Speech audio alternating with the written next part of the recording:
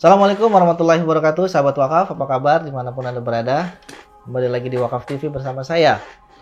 Kalian pasti tahu musisi terkenal, rapper, namanya Jay-Z, yang waktu itu terkenal juga dengan band Linkin Park, ya.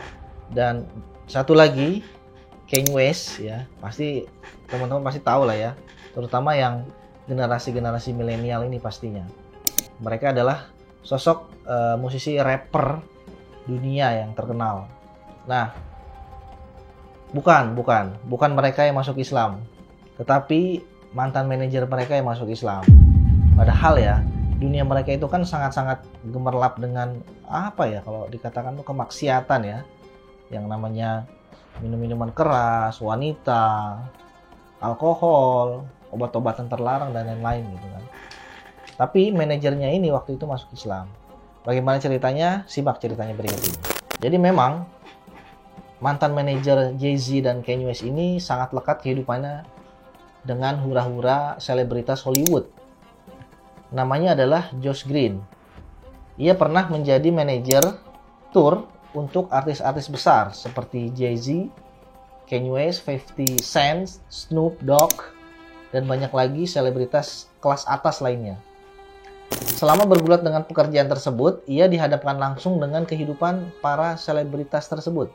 Ia mengatakan, setiap saat saya melihat gaya hidup glamor di hadapan saya. Setiap hari tugasnya adalah menyediakan semua fasilitas bagi para selebritas tersebut. Dari mobil mewah terbaru, perhiasan, juga perempuan untuk menemani mereka.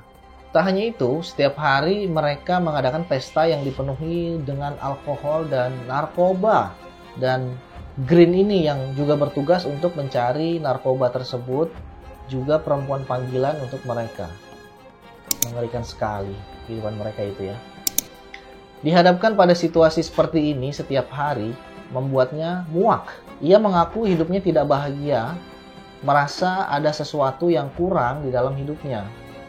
Lalu ia mengatakan, aku seperti sedang mencari sesuatu, namun tidak tahu apa itu. Aku merasa hidupku kurang lengkap. Kemudian waktu demi waktu berjalan, lama-lama ia merasakan bosan dengan pekerjaannya. Kehidupan glamor dan pesta setiap hari tak cocok untuknya. Apalagi di setiap gegap gempita pesta tersebut, dialah yang paling repot karena harus melayani para artis dan menyediakan apa saja yang mereka minta. Ia akhirnya memutuskan untuk berhenti dari pekerjaan yang menurutnya penuh dengan maksiat tersebut. Ia mengatakan, saat itu dalam pikiranku adalah, sekarang saatnya saya mencari sesuatu untuk diriku sendiri, bukan untuk melayani orang lain. Masa kecilnya jauh dari kisah bahagia. Ia lahir di Detroit, Michigan, dari orang tua yang masih sangat muda dan tidak siap punya anak. Ketika memasuki usia remaja, ia kemudian pindah ke New York dan tinggal bersama neneknya. Disinilah ia bergaul dengan geng jalanan dan selalu berhadapan dengan narkoba serta kekerasan dan juga masalah kriminal yang lainnya. Ia tidak pernah mengenal sosok ayah dan ia jauh dari kehidupan yang religius.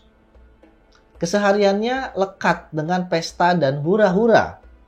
Ia mengenal salah seorang yang bekerja di perusahaan rekaman dan memanfaatkannya agar bisa ikut pesta gratis setiap saat. Setelah lulus kuliah dari Auburn University of Montgomery, ia kemudian direkrut oleh perusahaan rekaman Roc-A-Fella Records sebagai asisten direktur nasional untuk marketing, branding, promosi, dan manajemen tour. Ini sesuai dengan kemampuannya untuk mengorbitkan dan mempromosikan artis. Menjalani pekerjaannya ini membuatnya bangga. Ia bisa meraih impian dari seorang pria kulit hitam, yaitu ia bisa kaya dan terkenal, punya banyak pacar, dihormati, dan punya kekuasaan. Namun, di balik kepuasan itu, jiwanya merasa kosong. Hingga suatu hari, ia melakukan perjalanan kerja ke negara-negara di Timur Tengah, seperti Dubai, Kuwait, Irak, Bahrain, dan Abu Dhabi pada tahun 2004. Di situ, ia kagum dengan keramahan penduduknya yang menyambutnya dengan penuh senyuman dan tangan terbuka. Padahal ia bukan seorang muslim.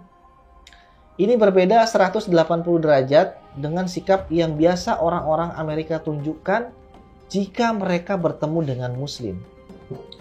Kekagumannya ini kemudian berlanjut dengan rasa ingin tahu yang begitu besar.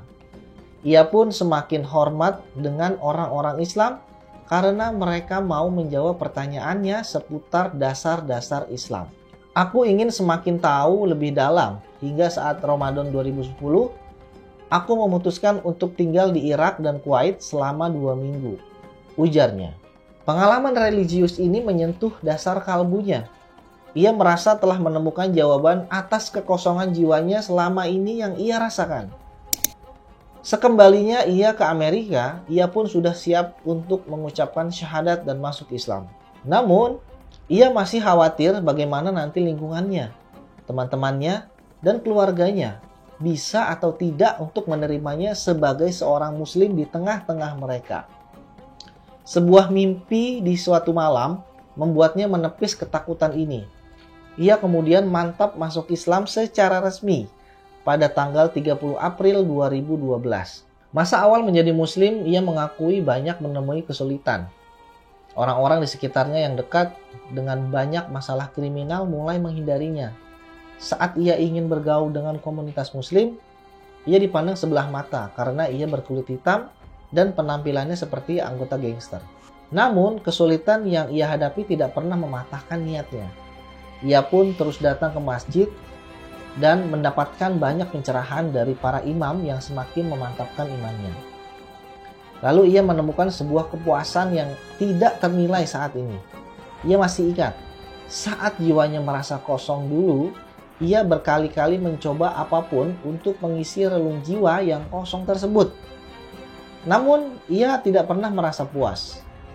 Ia terus merasa kosong hingga akhirnya ia pun bertemu dengan Islam.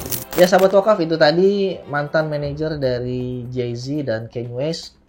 Ternyata memang mereka itu kasusnya P. Diddy itu ya. Party setiap hari atau pesta setiap hari itu memang benar adanya ya. Mengerikan sekali ya kehidupan mereka itu. Setelah konser atau manggung, kehidupan mereka ya udah happy-happy aja seperti itu. Alkohol, narkoba yang masuk ke dalam tubuh-tubuh mereka itu kan zat-zat yang yang berbahaya gitu, masuk ke dalam tubuh secara terus-menerus dan setiap hari. Bagaimana nanti kondisi organ-organ tubuhnya jika masih terus melakukan aktivitas kehidupan seperti itu, ya kan? Jadi memang realitas kehidupan di Amerika itu jauh berbeda atau berbanding terbalik dengan kehidupan yang ada di film-film Hollywood. Tunawisma ada di mana-mana gitu kan. Jadi jangan tertipu kita gitu, ya. Buat sahabat wakaf dimanapun Anda berada yang belum subscribe, silakan subscribe channel ini. Kemudian jangan lupa diklik tombol loncengnya, dikasih komentar, dan juga like serta di-share ke seluruh teman-teman Anda. Terima kasih. Assalamualaikum warahmatullahi wabarakatuh. Jadi salah satu hambatan di jalannya, ya ini nih. Nah ini salah satu.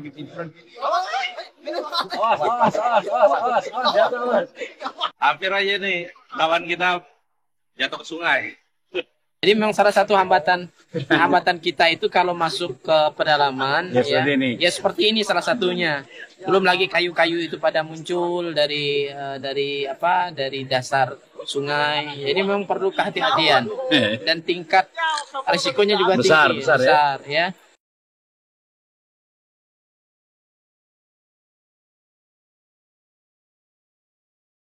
Ya begini kondisi ketika kita masuk ke pedalaman Sinten, Kalimantan Barat, kita memang harus bisa membaca kondisi sungai, kondisi alam. Kalau pada saat air naik, kita aman. Pada saat air surut, maka posisinya kita harus berhati-hati.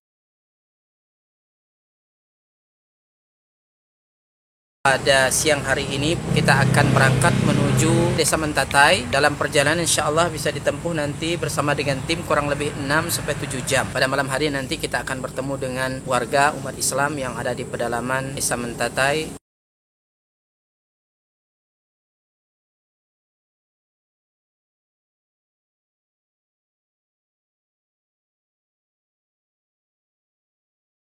Alhamdulillah sudah kurang lebih 600 mu'alaf yang masuk Islam dengan asbab dakwah ini. Dan tentunya ini tidak hanya sebatas mereka memeluk Islam, tetapi masih banyak PR-PR yang harus kita selesaikan. Dalam hal ini kami membina mereka membutuhkan Al-Quran untuk kita sampaikan kepada mereka yang menjadi sarana mereka dekat dengan Allah Subhanahu wa Ta'ala.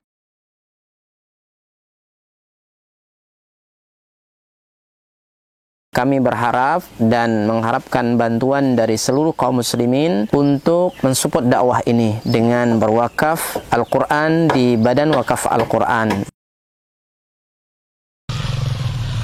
Luar biasa.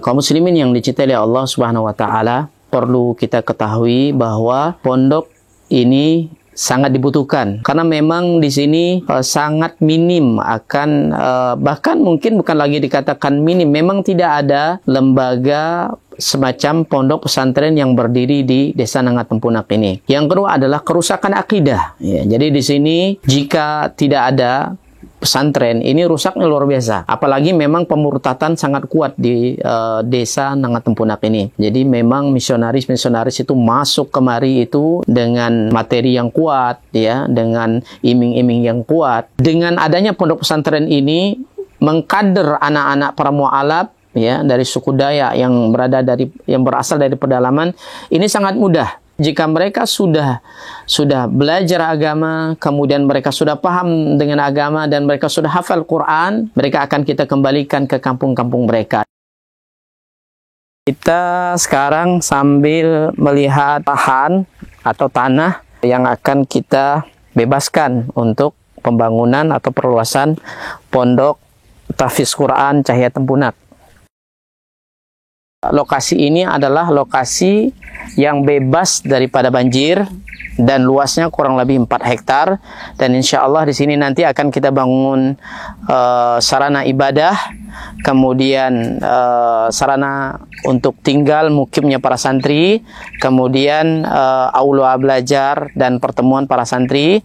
Dengan demikian ini akan membantu dakwah dan memaksimalkan dakwah di pelosok pedalaman Sintang, Kalimantan Barat. Kami mengajak kepada seluruh kaum muslimin untuk mensupport, membantu dakwah ini dengan menyiapkan donasi dan wakaf terbaik melalui Badan Wakaf Al-Quran, dan semoga apa yang kita korbankan di jalan Allah SWT, harta kita, lelahnya kita, semua akan Allah berikan ganti dengan ganti yang lebih baik, kemudian diberikan balasan dengan balasan yang terbaik. Dan kami mendoakan semoga antum semua dijaga oleh Allah SWT dari seluruh musibah baik dunia maupun akhirat. Barakallahu fikum. Assalamualaikum warahmatullahi wabarakatuh.